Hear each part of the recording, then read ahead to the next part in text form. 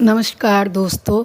आगामी 6 जून 2024 को ज्येष्ठ मास की कृष्ण पक्ष की अमावस्या है, जिस दिन हमारे यहाँ वट वृक्ष की पूजा करके महिलाएं वट सावित्री देवी का व्रत करती हैं और अपने अखंड सौभाग्य की प्राप्ति करती हैं। बरगद के पेड़ की पूजा की जाती है। इस बरगद के पेड़ को न मिलने पर, मंदिर में या कहीं भी प्राप्त न होने पर, उसकी बाज़ार में डंडियाँ पत्तियाँ मिलती हैं, उनको ला करके सत्यवान सावित्री की कथा को सुनना चाहिए। इसमें आप लोगों को इस कथा को सुना रही हूँ।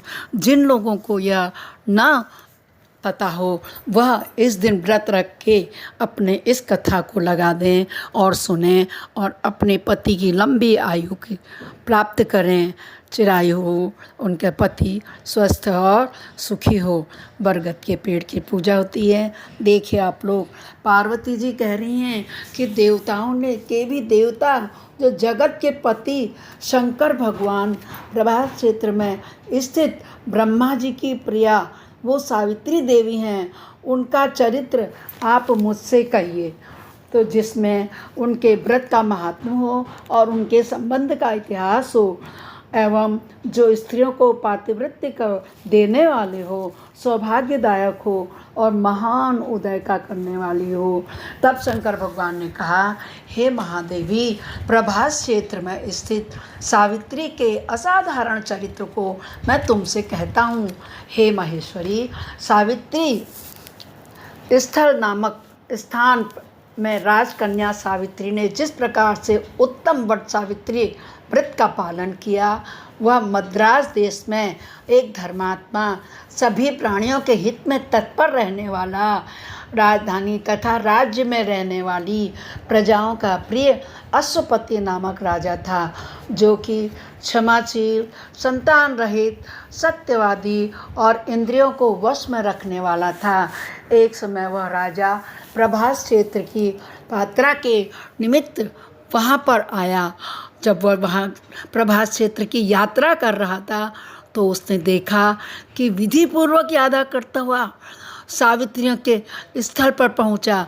वहां पर उस राजा ने अपनी रानी के साथ इस व्रत को किया, जो सावित्री के नाम से, सावित्री व्रत से प्रसिद्ध सभी प्रकार की कामनाओं को पूर्ण करने वाला है। भूर भुव स्वः, इनके 3 अर्थ हैं।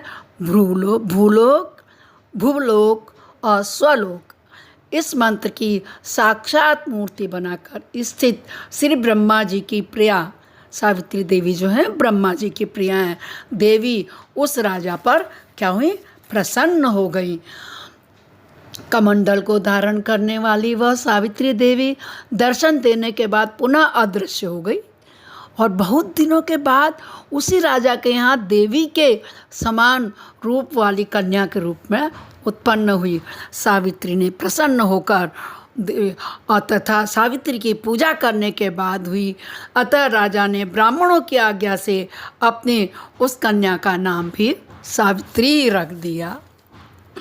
वह राजकन्या सावित्री साक्षात शरीर धारण की हुई लक्ष्मी के समान शोभित होती हुई बढ़ने लगी और धीरे धीरे सुकुमार अंगों वाली वह यौवनव्रती हुई, जिसके मध्य भाग सुंदर और नितंब भाग विस्तृत थे और जो स्वर्ण की प्रतिमा के समान दिखाई पड़ती थी।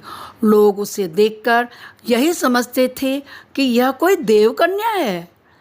कमल के समान विशाल नेत्रों वाली एवं तेज से अग्नि के समान प्रज्वलित होती हुई वह सावित्री भृगु द्वारा कहे हुए सावित्री व्रत को करने लगी, जिनके प्रारंभ में सुंदर पर्याय वाली उसे उपवास करके सिर से स्नान करके सावित्री देवता के प्रतिमा के पास जाकर अग्नि में हवन करके ब्राह्मणों से स्वस्ति वाचन कराया गया और उन ब्राह्मणों से अवशिष्ट पुष्पांजलि ग्रहण करके सखियों से घिरी हुई लक्ष्मी देवी के समान सुंदर रूप से सुशोभित हुई वारारोह वह राजकन्या समीप में जाकर पिता के चरणों में प्रणाम कर प्रथम प्राप्त पुष्पांजलि को निवेदित कर हाथ जोड़कर राजा के पार्श्व में स्थित हो गई।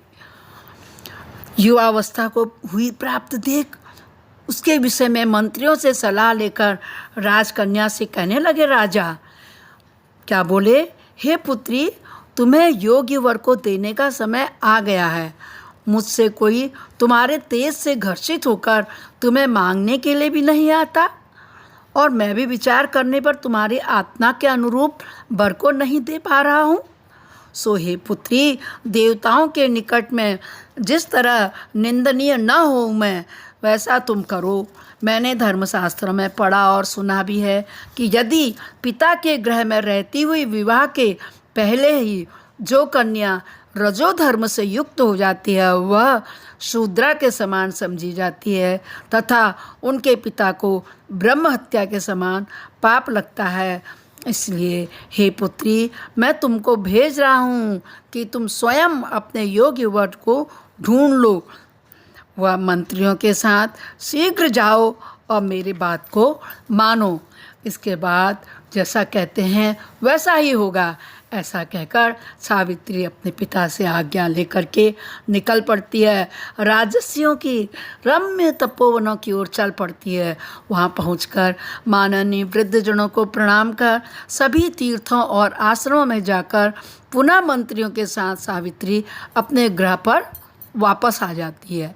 वहाँ पर स्थित अपने पिताजी के समीप समर्पित सामने पवित्र देवर्षि नारद को देखते हुए बैठे हुए देख करके आश्चर्यचकित हो जाती है। आसन पर बैठे हुए नारद जी को प्रणाम कर मुस्कुराती हुई जिस कार्य के लिए वन में गई थी सारी कथा उनको कहने लगती है। सावित्री बोली, हे देवर्षि नारद, साल्व देश में धर्मात्मा धूमत्सेन नाम से समझे विख्यात एक क्षत्रिय राजा है। ये सत्यवान के पिताजी की बात बता रही हैं। वे जो दैववश अंधे हो गए हैं। उस समय उनको छोटा सा एक बालक और उसकी माँ थी। ऐसे समय में अवसर पाकर उनका पूर्व बैरी रुक्मी नामक एक सामंत राजा ने उनसे राज्य छीन लिया। अतः वह आज जो है धूमत्सेन छोटे बच्चे को साथ लिए हुए अपनी स्त्री के साथ जंगल की ओर चल दिए। उनका वह पुत्र वन में बड़ा होकर परम धार्मिक सत्य बोलने वाला है। अतः अपने अनुरूप पति समझकर मैंने उसे मन से वरण कर लिया है।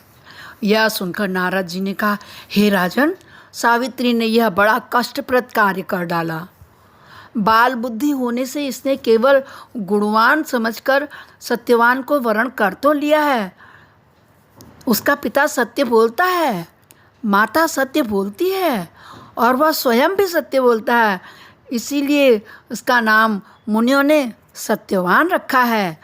उसको नित्य अश्व माने घोड़े प्रिय हैं और वह मिट्टी के घोड़े बनाया करता है।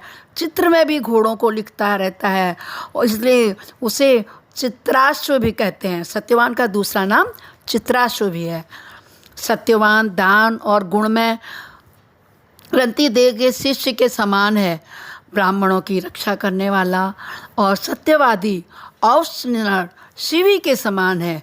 ययाति के समान उदार, चंद्रमा के समान देखने में प्रिय लगने वाला, रूप में दूसरे अश्विनी कुमार के समान और धूमत्सेन के समान बलवान है। नारद जी सत्यवान की वीरता के गुणों का बखान कर रहे हैं सावित्री के पिताजी से। किंतु कहते हैं किंतु केवल यही एक दोष है, दूसरा कोई नहीं है कि सत्यवान आज से ठीक 1 वर्ष पर क्षीणायु हो जाने से देह त्याग कर देगा। मतलब क्या है, उसकी आयु क्षीण है, कम है, तो 1 वर्ष में उसका देह त्याग हो जाएगा, यानी कि वह उस नृत्य को प्राप्त हो जाएगा। इस प्रकार नारद जी की बात सुनकर राजकन्या सावित्री ने राजा से कहा, राजा लोग किसी से एक बार कोई बात कहते हैं, ब्रह्म देवता ब्राह्मण देवता एक ही बार कहते हैं और एक ही बार कन्या दी जाती है। ये तीनों कर्म एक ही बार किए जाते हैं। दीर्घायु हो अथवा अल्पायु, गुणवान हो अथवा निर्गुण वर का एक ही बार वर्ण किया जाता है। अब दूसरे वर को वर्ण मैं नहीं करूँगी। पहले मन से निश्चय करने के बाद मैं उसे वाणी से द्वारा प्रकट किया जाता है, पुनः उसके बाद कर्म द्वारा किया जाता है। इससे प्रत्येक कार्य में मन को प्रमाण माना जाता है, अर्थात मन के विरुद्ध कार्य नहीं किया जाता है। नारद जी ने कहा, हे राजन, यदि आपकी भी इच्छा यही हो तो अपनी पुत्री सावित्री का कन्यादान निर्विघ्नता के साथ शीघ्र कर डालिए। ऐसा कहकर नारद जी आकाश मार्ग से स्वर्गलोक को चले गए। उसके बाद राजा ने भी शुभ मुहूर्त में समीपवर्ती वेदों के पारनामी ब्राह्मणों के द्वारा पुत्री सावित्री का विवाह संबंधी सभी कार्य संपन्न कर दिया। उनकी शादी कर दी और तुनवंगी सावित्री भी मनोमलिखित उस सत्यवान पति को पाकर बहुत ही प्रसन्न हुई, जैसे कोई पुण्यवान पुरुष स्वर्ग को पाकर प्रसन्न होता है। पुनः शिवजी पार्वती से कहते हैं, हे पार्वती, इस प्रकार सब आश्रम में उस समय रहते हुए उन सावित्री और सत्यवान के समय कुछ समय जब व्यतीत हो गया तो उस समय एक भार्या सावित्री थी कि जिसके चित्त में रात दिन जो नारद की हुई बात थी उसको याद करी रहती थी। उसके बाद बहुत दिन बीत जाने पर वह समय मरण काल का समय आ गया जिसमें सत्यवान को मरना था। अतः सावित्री नारद की कही हुई मरण तिथि को हृदय में गिनती हुई ज्येष्ठ मास के शुक्ल पक्ष की द्वादशी तिथि को सायंकाल में आज से चौथे दिन मेरे पति को मरना चाहिए, यह सोचकर 3 रात्रि तक लगातार व्रत रहने के उद्देश्य से दिन रात आश्रम में स्थिर रूप से रहने लगी। इसके बाद 3 रात्रि बीत जाने पर प्रातःकाल मरण तिथि के दिन स्नान कर देवताओं का तर्पण करने के बाद चारुवाहिनी सावित्री ने सास ससुर का पाद वंदन किया। इसके बाद जब कुल्हाड़ी लेकर सत्यवान जंगल की ओर चला तब जाते हुए अपने पति के पीछे पीछे सावित्री भी चल दी। वन में पहुंचकर सत्यवान जल्दी से फल फूल समिधा और कुछ तथा सूखी लकड़ियों को इकट्ठा करने के लिए जैसे ही जाने लगा, योग्य भार बनाने लगा। लकड़ियों को काटते फाड़ते उसके सिर में पीड़ा होने लगी, जिससे उस कार्य को छोड़कर वट वृक्ष की एक शाखा का सहारा लेकर सावित्री से कहने लगा, हे सुंदरी, सिर की वेदना मुझे दुख दे रही है, अतः मैं तुम्हारी गोद में क्षण भर सोना चाहता हूँ। सावित्री ने दुखित होकर कहा, हे माँ बाओ, आप आगे विश्राम करें, पीछे से श्रम को दूर करने वाले हम बाद में आश्रम को चले जाएंगे। जैसे ही पृथ्वी पर बैठी हुई सावित्री ने सत्यवान के सिर को अपनी गोद में रखा, वैसे ही उसने कृष्ण मिश्रित काले रंग के पिंगल वर्ण वाले किरीटधारी पीत वस्त्र पहने हुए साक्षात सूर्य के समान उदित हुए पुरुष को देखा। उसे देखकर सावित्री प्रणाम कर मधुर वचनों से उससे कहने लगी, हे, आप देवताओं अथवा दैत्यों में से कौन हैं जो मुझे धर्मच्युत करने के लिए आए हैं? मुझे अपने धर्म से च्युत करने के लिए कोई समर्थ नहीं है, क्योंकि हे पुरुषश्रेष्ठ, मुझे धधकती आग के लपट के समान ही समझिए। वो ऐसा क्यों कहती है? क्योंकि वह एक बहुत ही बड़ी पतिव्रता नारी थी। यमराज ने कहा कि मैं सब प्राणियों के लिए भयंकर और कर्मानुसार उनको उचित दंड देने वाला यम हूँ। सो हे पतिव्रता सावित्री, समीप में खड़े हुए तुम्हारे इस पति की आयु समाप्त हो गई है, इसे यमदूत नहीं पकड़ कर ले जा सकेंगे, इसलिए मैं स्वयं आया हूँ।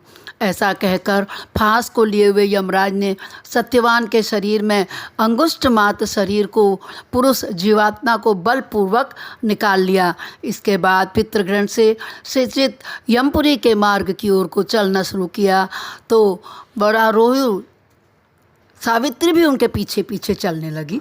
यम से पतिव्रता होने के नाते चलने में न थकती हुई उसने कहा, यम बोले, हे सावित्री, एक मुहूर्त हुआ, तुम यहाँ तक तो मेरे साथ आ गई, अब लौट जाओ। हे विशाल नेत्रों वाली, कोई भी जीव बिना आयु समाप्त हुए इस यमपुरी के मार्ग पर नहीं आ सकता है। सावित्री ने कहा, आप ऐसे विशिष्ट पुरुष के साथ पति का अनुगमन करती हुई मुझे कभी भी श्रम या ग्लानि नहीं हो सकती। सज्जनों की गति या उसका सहारा एकमात्र सज्जन ही है, दूसरा नहीं। इसी प्रकार स्त्रियों की गति उसका पति, वर्णाश्रमों की गति वेद और शिष्यों की गति गुरु है। ओम नमः शिवाय। इस पृथ्वी तल में सब प्राणियों के लिए स्थान है, किंतु स्त्रियों के लिए तो एक ही मात्र पति को छोड़कर दूसरा कोई आश्रय है ही नहीं। इस प्रकार से धर्म तथा अर्थ से भरे हुए सुंदर मधुर जन्म भी वर्ण भी वाक्यों से सूर्यपुत्र यमराज से प्रसन्न होकर सावित्री से बोले। यमराज ने कहा, हे भामिनी, मैं तुमसे प्रसन्न हूँ, तुम्हारा कल्याण हो, तुम मुझसे वर मांगो। उस सावित्री ने भी विनय से सिर झुकाकर अपने लिए राज्य पाने का वर मांगा और अपने महात्मा ससुर के लिए देखने की शक्ति पाने के साथ साथ पुनः राज्य प्राप्ति एवं अपने पिता के लिए 100 पुत्रों की तथा अपने लिए भी 100 पुत्रों की प्राप्ति के लिए वर मांग लिया तथा पति के लिए पुनर्जीवन दान तथा निरंतर धर्म की सिद्धि प्राप्त करने का वरदान मांगा। इस प्रकार वर मांगने पर धर्मराज यमराज ने भी उसे अभीष्ट वरदान प्रदान कर दिया कि मतलब ऐसा ही हो कह दिया।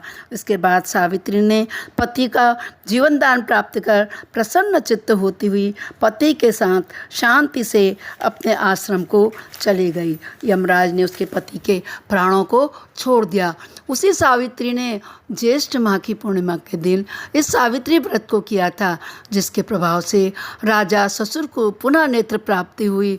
उसके बाद उन्हें निष्कपट निष्कंटक अपने देश तथा राज्य की प्राप्ति भी हो गई और सावित्री के पिता को 100 पुत्र तथा सावित्री को भी 100 पुत्र की प्राप्ति हुई। इस प्रकार से दोस्तों सावित्री व्रत के संपूर्ण महात्म्य को शिव शंकर भगवान ने पार्वती जी को सुनाया और मैंने भी अपनी वाणी से आप लोगों को सुनाया। तो आगामी 6 जून 2024 को इस वट सावित्री के व्रत को करके वट वृक्ष की पूजा कीजिए, अपने अखंड सौभाग्य की प्राप्ति कीजिए, पति की लंबी उम्र के लिए निराहार व्रत रख करके रात में फलाहार व्रत तोड़ करके इस व्रत की पूजा करिए। सभी लोगों के अखंड सौभाग्य की प्राप्ति हेतु प्रार्थना इच्छुक आप सभी की सहेली